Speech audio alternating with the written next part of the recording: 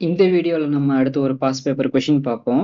இந்த சம்முல நமக்கு Alex, Bobby, Chris இருக்காங்க. இவங்ககிட்ட ஸ்ட்ராபெரி ஷேர் பண்ணும்போது இந்த ரேஷியோஸ் வந்து 3:2:2 இருக்கு.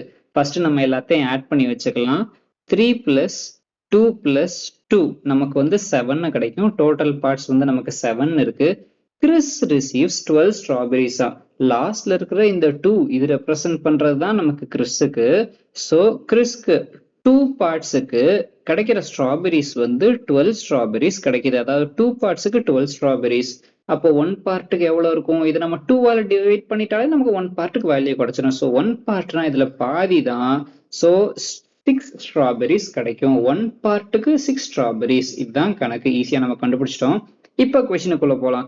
Calculate the total number of strawberry shared. மொத்தம் எத்தனை ஸ்ட்ராபெரிஸ் இருக்கு? எல்லா ரேஷியோவும் ஆட் பண்ணா நமக்கு 7 பார்ட்ஸ் கிடைக்குது. ஒரு பார்ட்டுக்கு 6 ஸ்ட்ராபெரிஸ்னா 7 பார்ட்டுக்கு என்ன? இதை நமக்கு மல்டிப்ளை பண்ணாலே போதும். 6 into 7 நமக்கு 42 கிடைக்கும். அவ்வளவுதான்.